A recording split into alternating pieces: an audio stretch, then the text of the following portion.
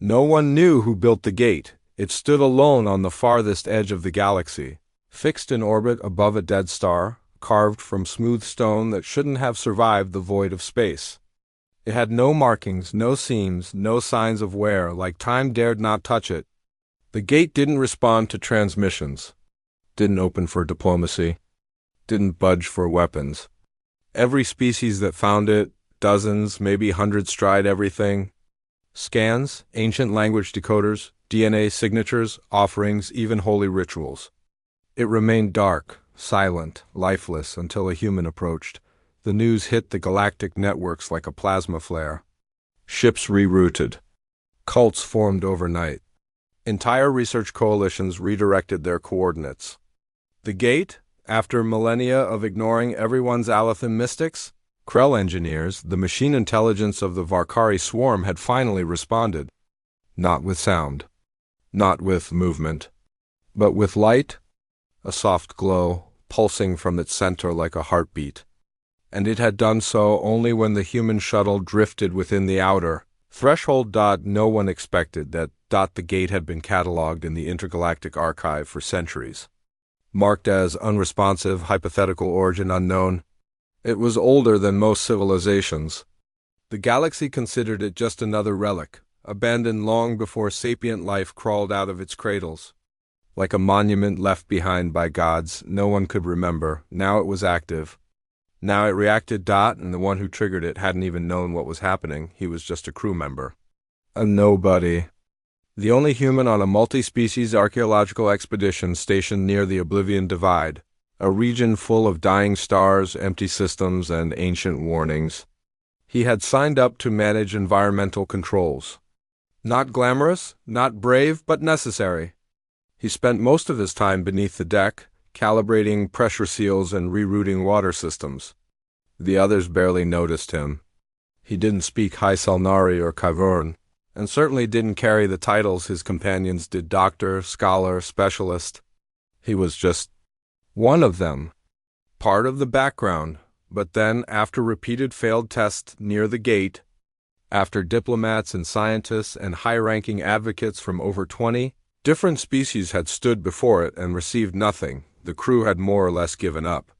The mission leader told everyone to pack up, officially declaring the gate no more than a decorative ruin designed by someone with a flair for drama. They were already drifting away when one of the engineers realized a tool module had been left behind during a sensor sweep.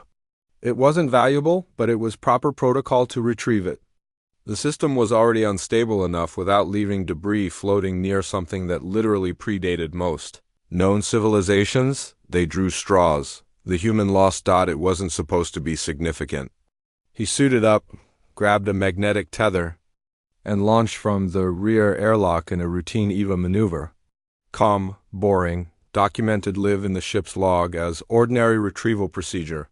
He glided toward the gate, no ceremony. No rehearsed phrases. No intentions. That was when the gate lit up. Not all at once, not like a floodlight. It was delicate, intentional. A soft ring of gold traced the innermost circle. Then another, wider ring followed the first. Faint glyphs shimmered across the stone surface, invisible until now, like stars waking from a long sleep, and the human, still mid-drift, froze, staring at the thing that was suddenly awake. Because of him, on the ship, alarms went off. Comm channels exploded with noise. Every species on board witnessed it. Their sensors confirmed what no one wanted to admit. The human hadn't activated any device. He hadn't triggered a machine, hadn't used a command word or presented a valid access key. The gate had simply responded.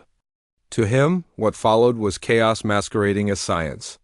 The crew ran back tests, examined DNA, measured heat signatures, electromagnetic pulses, radiation.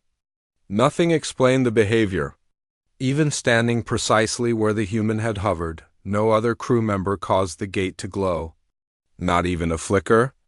And the moment the human was pulled away by panic tethers and safety protocols, the light dimmed. Slowly, reluctantly, as if the gate were falling back asleep. Everyone had questions. Big ones. Why humans? Why now? What did the gate want? There were whispers, first aboard the expedition vessel, then across the communications arrays of nearby sectors. Whispers that maybe this wasn't random. Maybe humans which, until recently, were widely considered young, loud, and resource-strapped were something more. Something crucial. The ruling species of the Galactic Concord weren't thrilled. Most had centuries more history, more power, more influence. Humans had only achieved faster-than-light travel barely 80 years ago. They had no right claiming significance over such a structure. They hadn't built it. They didn't understand it. They had no ancestral ties to ancient galactic legends. And yet the gate glowed for them. That made the human a symbol. Maybe even a threat. Calls came in from human colonies near the fringe. Some were hopeful. Others were afraid. What if this was a trap? What if the gate wanted something? What if this activation was the beginning of something far darker? But Earth's governments had a different idea. So did the Terran Exploratory Council. While others hesitated, they acted. They dispatched a ship. Not a warship, not a science vessel, but an ambassador-class cruiser, with one human on board selected for a single purpose: to walk through the gate. If it would open for him, the crew watched the ambassador's shuttle glide toward the gate. In silence, the ancient structure hadn't emitted any signal since that first glow. There'd been no communication from within, no detectable life, no power sources. It had returned to its dormant state. Now all sensors pointed at it again. Searchlights slowly swept across its smooth surface. The lone human inside the shuttle stared ahead, trying not to let his heartbeat make his breath too ragged over the open channel. He wasn't a politician. Not really. He'd been chosen less for talent and more for timing. The first human born on a colony beyond Earth's gravity. Born in the stars.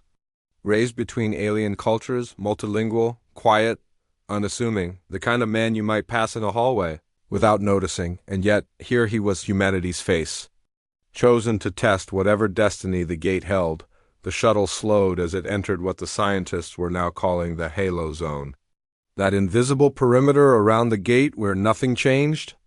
Until something did. The glow started again, slowly, reverently, only. This time it didn't stop at one glow. Lines began to spread out from the center, curling and dividing like golden veins. Symbols emerged, brighter than before, pulsing as if with breath or thought. A low hum rumbled through the void, impossible in space, and yet felt deep within the bones of anyone watching, and the gate, once so still, so silent, moved, not much. Just the faintest shift. But the inner ring rotated, unlocking something ancient, something that had waited a long time on board every ship in the region. Regardless of species, the same message broadcast at once. Not in any known language. Not in words. Instead, it arrived as image, flash, emotion, a glimpse of fire. Stars collapsing. People running. And a doorway, a chance, then the message was gone. And the gate's center began to open. The stars beyond it didn't match any known chart. The human stared forward. Blinking once, he heard a voice in his mind. Not in his ears. Not in any human language, ***, finally. One of ours returns. ***, before he could respond, the shuttle was drawn forward toward light that bent unnaturally. Toward the unknown, back on the ships, pilots screamed. Engines lit, some tried to flee. Some tried to record. The gate pulsed. The human vanished into the light, and the gate closed. For 5 full minutes, the gate remained closed. Silent again. The glow faded slowly, like embers dying after a storm.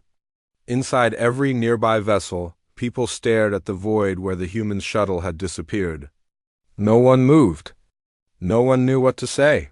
The region around the gate, once a forgotten sector mapped only by ancient star charts, had instantly become the most watched patch of space in the galaxy.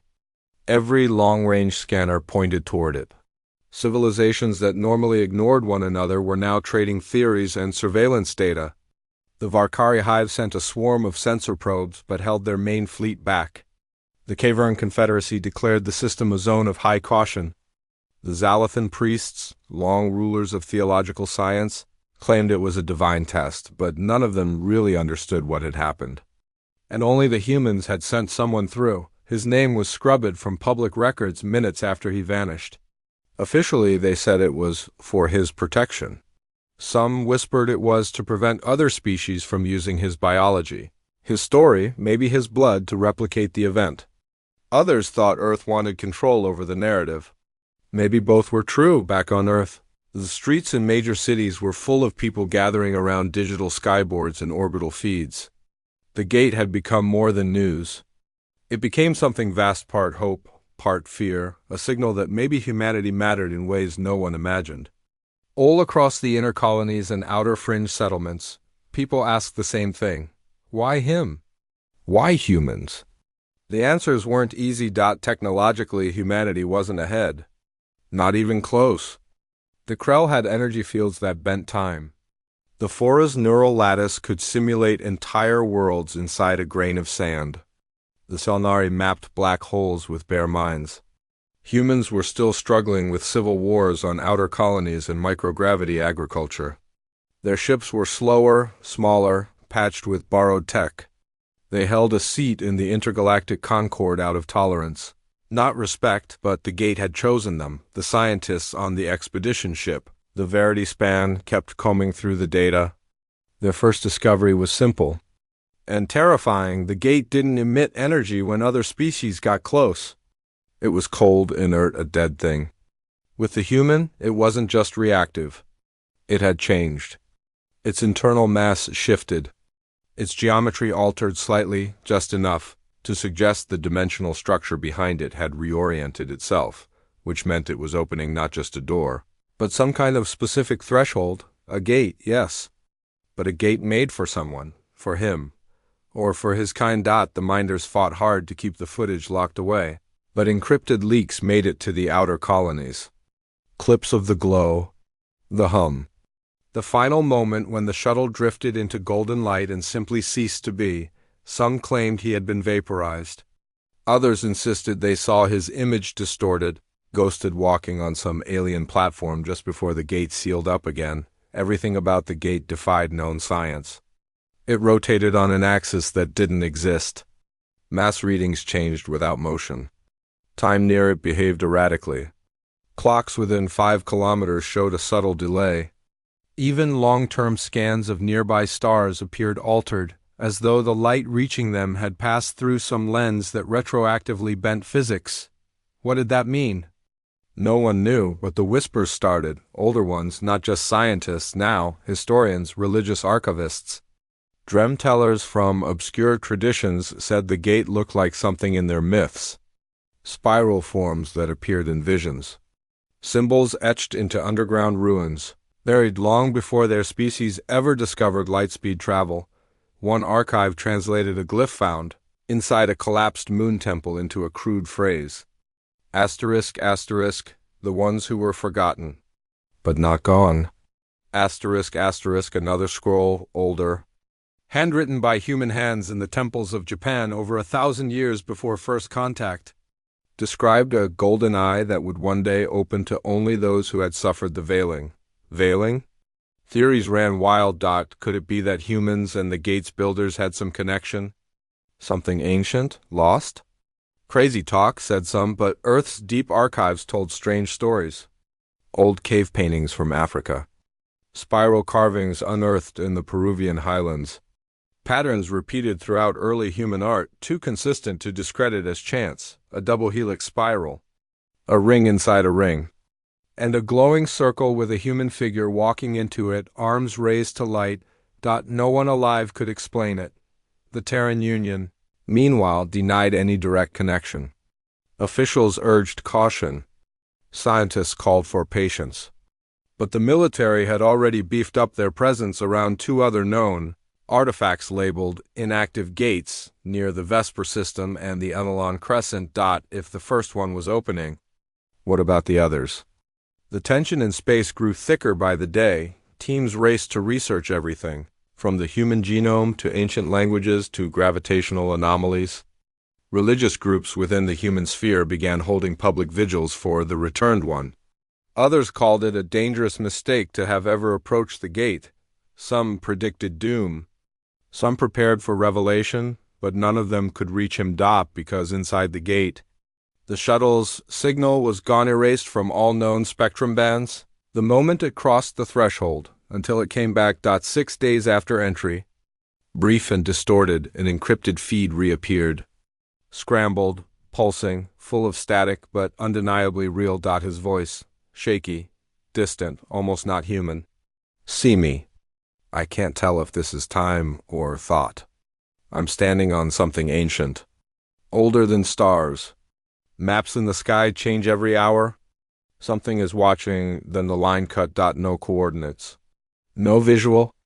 Just fragments and something else, a word spoken softly, old, not from any earth language. And yet, it felt familiar anyway. As if buried deep in the subconscious of every listener, even AI analyzers couldn't find linguistic roots for it. But every species that heard it described the same. Sensation, unease, recognition, and longing. The word repeated again in the final static. Asterisk, asterisk, Edra. Asterisk, asterisk, what was Edra? A place? A being? A warning? The gate remained inactive, refusing all attempts to mimic the original human's trajectory. Engineers attempted remote drone entries, but the structure ignored them. A crude mission with a human pilot got closer than any others, setting off a faint glow but nowhere near the full reaction seen before. Theories emerged that it wasn't just about genetics. It was him, something about him. Specifically, his thoughts? His memories? His past? His blood? The Terran Union quietly located his childhood home. A small lunar settlement, barely functional. Isolated, forgotten. Only fragments of data remained. An old-school record. A licensed caregiver long deceased. No family on record. No affiliations with religious or military groups. He never even graduated from primary academy. No significant achievements. No citations. No offenses. This man, the first through, was a blank slate, exactly the kind of person the galaxy would never notice, and maybe exactly the kind the gate had waited for. In hidden meeting rooms orbiting between sectors, Concord members debated the next move. No consensus. The fragile treaties that had held space in peace for 80 years were showing hairline cracks. The Krell demanded joint jurisdiction over all further gate sites. The Zalathan priests claimed ritual rights now that intelligence beyond the mortal veil had been confirmed. The humans refused to surrender access. For a species so weak in real power, Earth had drawn a hard line. No one got the second gate without their say, and yet, as tensions rose above the stars, shaking the corridors of interspecies councils, human hearts on the ground felt something else, a pull across the colonies from the mining worlds of Artemis to the floating sky cities above Tharsis. The same dreams began showing up. Quiet at first, ignored, but increasing. Shed across whispered networks and encrypted. Posts, dreams of a shining door, of something glowing behind it. Of voices calling. Names in human tongues long. Dead. Some said they saw their ancestors through the gate. Some said they saw themselves older, wiser, different, and some said they smelled Earth, the true Earth, the one that existed long before cities, before walls, trees without boundaries, sky without ships. It wasn't madness. It wasn't delusion. It was memory. Or something deeper, something that was waking up, and even though the gate hadn't opened again, not yet humanity had already crossed through. In ways it didn't fully understand, somewhere beyond that spinning circle, shaped from impossible stone, buried in time before recorded time. A door had opened. And what waited behind it had eyes, still watching, still waiting, for the rest to follow. The silence around the gate became deafening. Every alien faction held their breath, waiting for a new signal, another spark, anything that could explain why a single human out of trillions had triggered something across thousands of years of silence. But nothing else happened. No more lights. No more signals. The ancient stone circle floated above the dead star in absolute stillness, inside secret human channels. Debate turned into obsession. Was this the beginning of open contact with an ancient intelligence, or had they sent someone into a trap with no way back? The distorted message had shaken everyone, not just because it proved the human was alive, or at least conscious, but because of something worse. He didn't sound alone. The audio team scrubbed it and analyzed every microsecond of the recording, stripping back interference, scanning for background noise. One piece stood out. In less than 2 seconds of the final transmission, behind the static and beneath the human's voice, something else could be heard, layered low. Like distant echo, a second voice. It didn't use words. It couldn't. It wasn't in any known language. What made it terrifying was that no software could isolate its signature. Whatever it was, it changed sonic shape as soon as it was analyzed. But one senior linguist, an old man who barely spoke during meetings, insisted on just listening with his own ears. After hours of silent replay, he stood up, pale, and walked out of the room without saying a word. He later submitted only 2 sentences to the debrief ***. It wasn't speaking to him. It was remembering him. ***. Still, no answers. Only fragments. Meanwhile, in orbit above the gate, tensions rose. The Verity span remained stationed in the zone, now backed by 2 Terran protection vessels. A mix of scientists, negotiators, and military quietly disagreed about who had real authority. And even with reinforcements, they all knew one thing: if the truth leaked beyond control, things could spiral fast. Other species weren't waiting around. Probes from the Selnari systems began orbiting the structure in secret, cloaked in layers of subspace shielding. The humans pretended not to notice, knowing confrontation would escalate matters past diplomacy. Behind the scenes, the Terran Council began prepping select units of compatible candidates, ordinary humans with no augmentations, low public profiles, and strangely enough, no strong cultural affiliations. Recruits who simply didn't belong anywhere. The list had hundreds of names. No one knew who chose them. Down below on Earth, unrest started on the colony moons near Titan. Protesters questioned why one human out of the billions had been chosen without input from the rest of civilization. In response, rumors leaked that this human wasn't chosen at all, that the gate had been waiting for someone with no cultural programming, no ideological baggage, someone unformed by history. Someone who still could become whatever was needed. If that was true, people feared what came next. Still, while governments argued and scientists fought over interpretations, life inside the gate continued. Or at least something similar to life. He was walking now, not drifting, not floating, walking on a path that didn't move yet brought him forward. The world around him existed in fragments, like memories half-woken. Skies bled into oceans that weren't made of water. The stars had wrong shapes. At one point, he passed beneath a tower made of mirrors that reflected nothing but other people's faces. Or maybe, other versions of him. He didn't know how long he'd been there. Time was different inside. He'd had moments that lasted like years inside the blink of a breath. Hunger didn't feel like emptiness anymore, more like a reminder that he'd once been organic. He still looked human, but that didn't mean much here, and then it spoke again. Not with sound. Words arrived in his thoughts, uninvited but not hostile. ***, you were never meant to forget. ***, he stopped walking.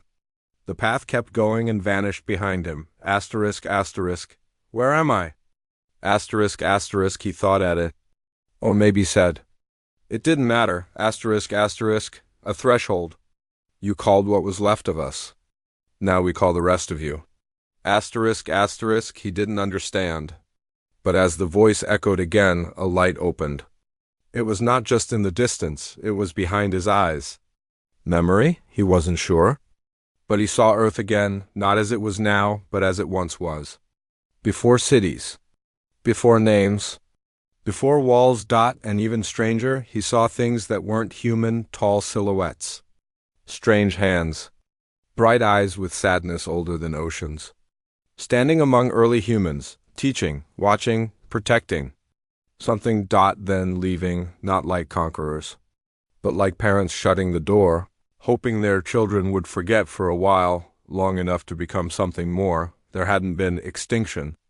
There had been departure. Back outside the gate, the second human deployment faced internal friction. The new team, 12 carefully selected individuals, waited in orbit, trained, tested, but uncertain. Each night they dreamed of the gate without hearing about it beforehand. One woman kept sketching the same spiral pattern without knowing why. Some started calling them the resonance. They weren't trained soldiers. One was a farmer from Mars. One worked sanitation on a space elevator. Another had been declared legally dead for 4 minutes before spontaneously recovering with full memory of childhood languages. She never learned something linked them. No one knew what. The military wanted to send them in immediately. But the science group pushed back. What if the gate recognized more than DNA? What if sending the wrong person, or forcing the process, triggered something irreversible? Or wakes up something we can't put back to sleep, someone had said during a classified meeting. Meanwhile, planets in the Foros sector began demanding that humanity open the gate for all species. Their argument: if the structure was truly an artifact from a civilization beyond modern origin, it belonged to everyone. Earth refused. The Concorde fractured further. Weapons began moving into orbit, cloaked and quiet. Peace held, but barely, thin as synth glass. Among the resonance, tension brewed too. They didn't all want to go, and some claimed the gate had already spoken to them, silently. Through thoughts and visions, just like the first man. One of them, an older man with failing sight, screamed during sleep and wouldn't explain why. Just kept repeating the same phrase, asterisk, asterisk, the architecture is alive. Asterisk, asterisk, that made things difficult. Back inside, the first human watched the world shift around him. He had come to call it the Between. Not another planet. Not quite a dimension. More like a membrane. A passage layered with memory. He wasn't walking anymore. He was kneeling before a wall made of names. Not in English. Not in any known alphabet. But as he stared, one name began to glow. His dot, and beneath it, another, and another. Thousands. And not all were human. But one thing felt clear. Now, humanity had been seeded not just with life, but with possibility. There wasn't one chosen bloodline. The species wasn't special because of what it was, but because of what it was missing. A kind of blindness that allowed growth, flexibility, adaptation. All the old races had peaked and plateaued. Humans still carried chaos, still carried change. Just as he reached out toward his glowing name, the gate pulsed again, just once, and the real space sensors outside in orbit nearly blew from the overload. Inside every human station in the sector, terminals crashed. Control screens turned to gold. One word burned across every private channel: handheld pad, helmet HUD, and come array, asterisk, asterisk, opening. Asterisk, asterisk, it didn't say when, or how. It just said opening, but to who, and for what? No one yet knew, because not all doors lead forward, and not everything inside wants to stay forgotten. The gate opened again without warning. There were no pulses of light this time. No hum, no build-up. One moment, it was dark. The next, a slit of golden light stretched down its center like a vertical eye-opening, silent, clean, direct. Every ship in orbit around the dead star went into alert. Proximity scanners flared. Engines warmed. Weapon systems interlocked by fail-safes hovered at hair-trigger status. But no force came through. Nothing emerged. Except information. It started as a whisper, picked up by passive scans. Then it grew louder, breaking through encryption layers, riding through tight beam and wideband simultaneously. Dozens of languages, some known, most not. But to human ears on the Verity span, it all resolved into one simple phrase: asterisk, asterisk, one more must enter, and only one. Asterisk, asterisk, tensions boiled across the command decks. The scientific lead wanted to delay, run simulations, try to decode this message further. But the security team didn't trust time. They knew how other species would react.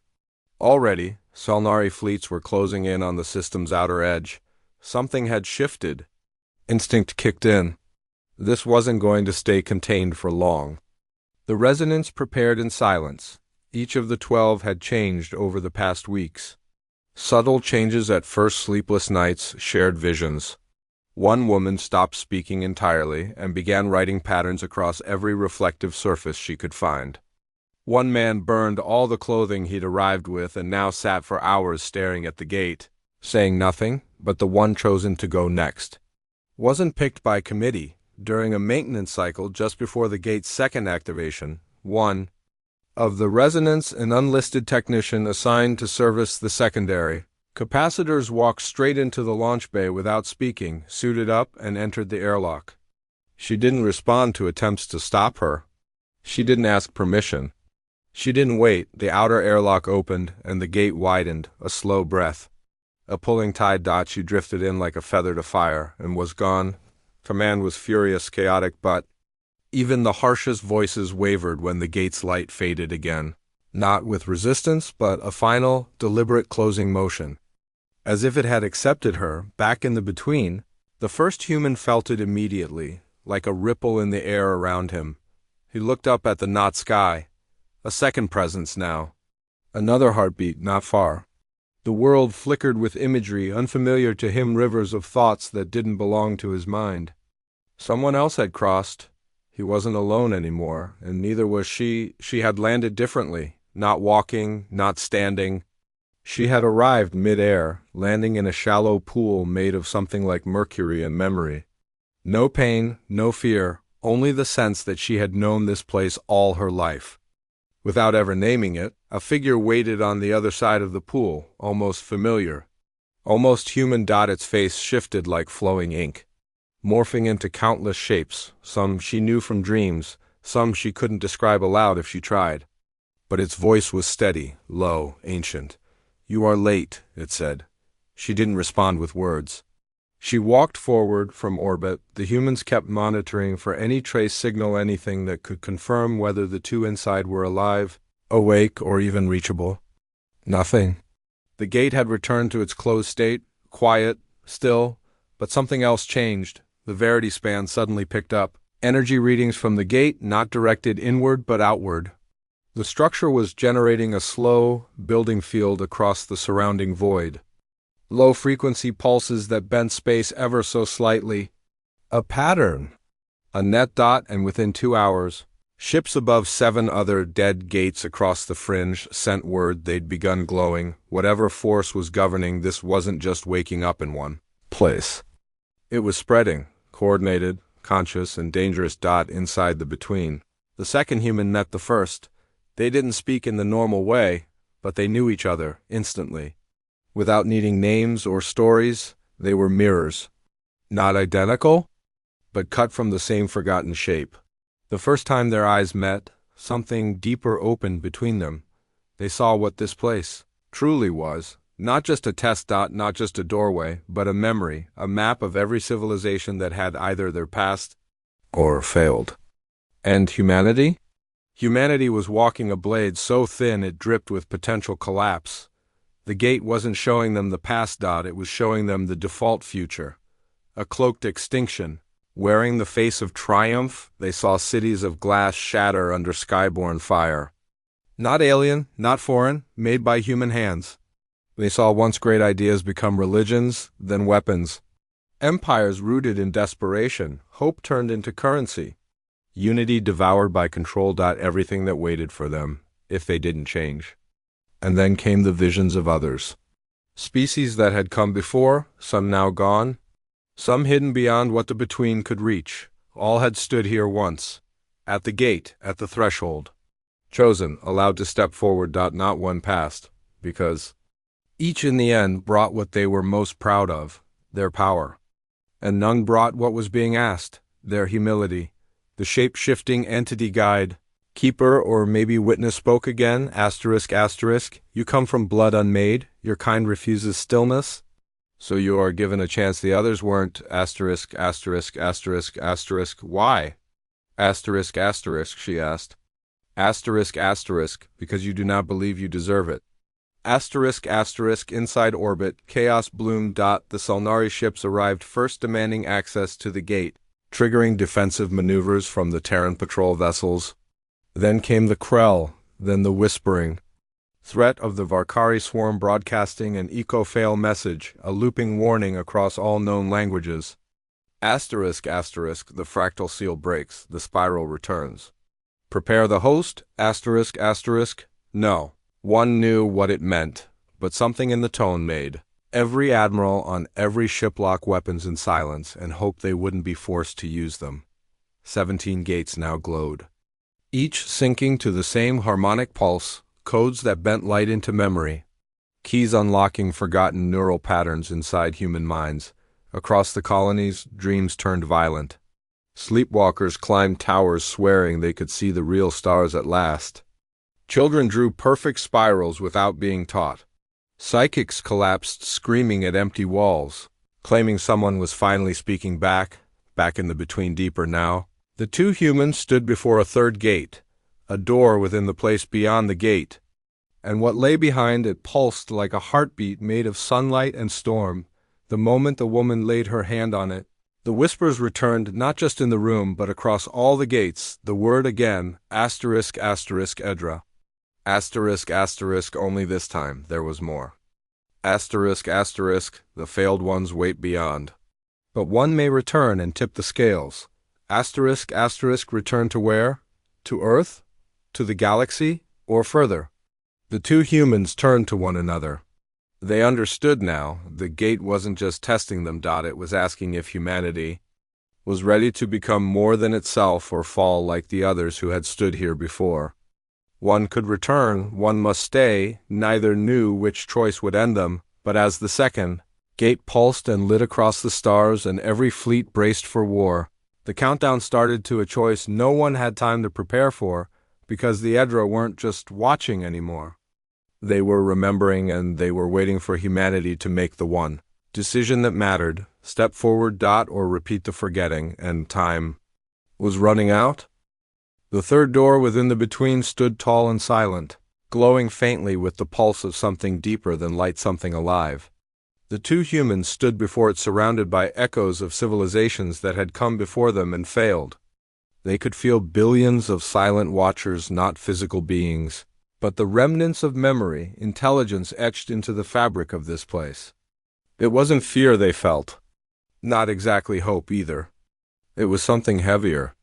A responsibility not earned but offered. The whisper returned, softer now, no longer urgent or warning. Asterisk, asterisk, one may return. One must remain. Asterisk, asterisk, they looked at each other without speaking. Both knew what those words meant.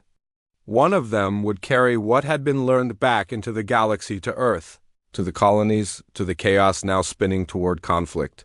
The other would stay within the between, not as a prisoner, but as a bridge. A witness. A keeper of the new path humanity would walk if it could. It wasn't about power. It wasn't about unlocking technology or claiming control of the ancient gates now glowing across distant stars. It was about guidance, correction. The gate, and whatever lived behind it, wasn't offering humans a shortcut to dominance.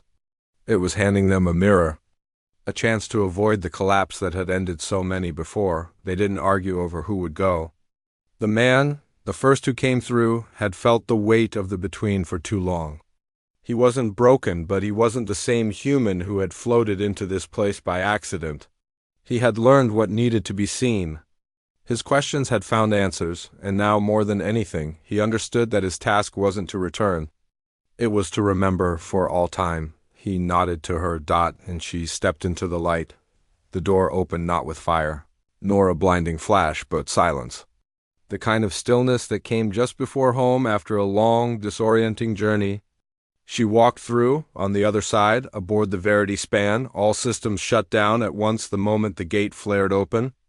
No lights, no gravity, no sound, and then she was there, standing in the center of the airlock bay, expression calm, her EVA suit barely scratched, untouched by space. Monitors snapped back online. Heart rate, steady. Brain activity, elevated but normal. The crew stared, frozen, unsure whether to speak first. She looked around and whispered the first word out of her mouth after returning, asterisk, asterisk. Listen. Asterisk, asterisk, across the Terran systems. Something shifted, the glowing gate suddenly dimmed, leaving only the original gate near the dead star still pulsing faintly. Communications quieted. Tensions dropped. It didn't make logical sense. No command was issued, no treaty passed, but somehow, political leaders who had been preparing for violence stopped. Mid-strategy. The return of the second traveler was the message they all needed. Within days, a wide-reaching signal was distributed from Earth. It didn't come with orders. Just a human face, hers standing calmly before a viewing screen. She didn't speak long. She didn't shout.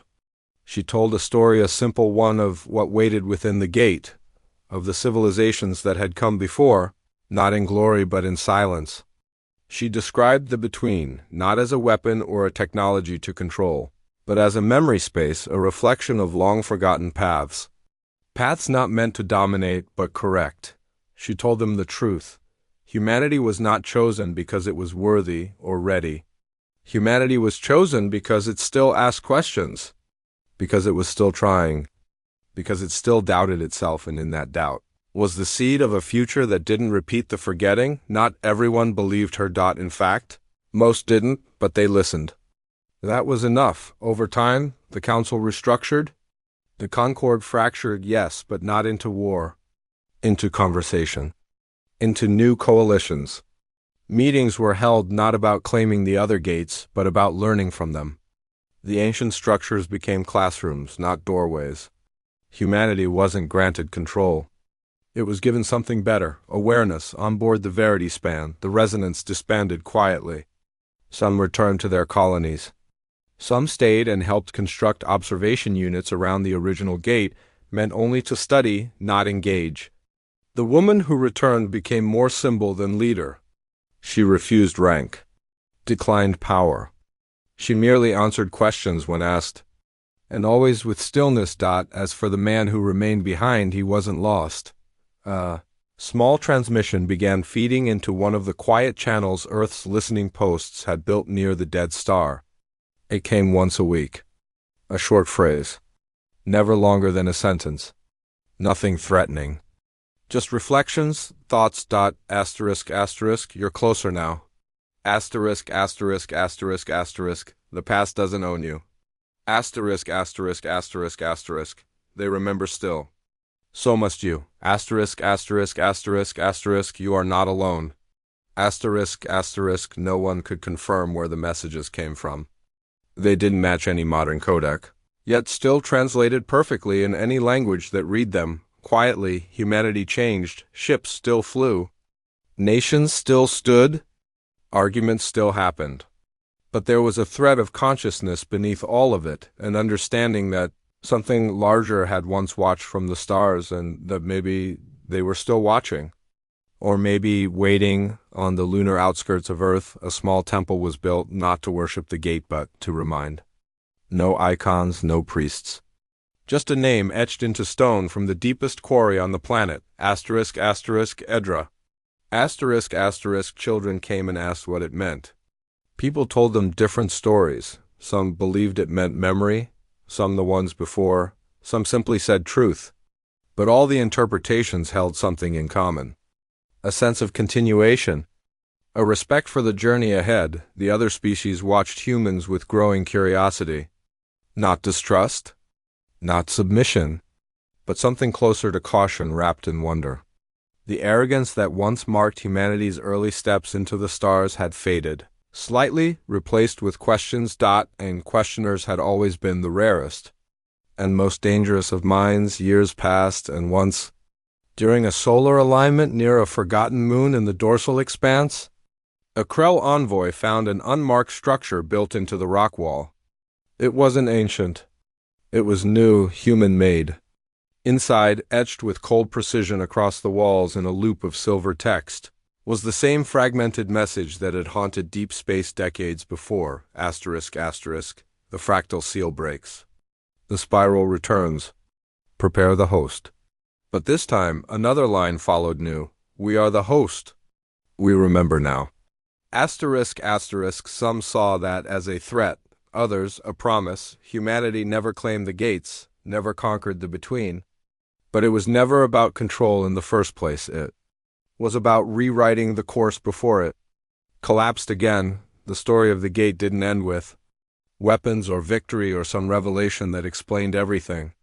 What it gave was a pause, a breath in the chaos, a chance to decide, finally, what kind of species humanity was meant to be, not because it was chosen, but because it chose, and somewhere, behind the folds of memory, beyond light and matter. The between waits again, silent, patient, not closed, not yet, watching, always ready to open. If the next step is made with humility, and memory, and the courage to walk forward not as conquerors, but as witnesses who refuse to forget.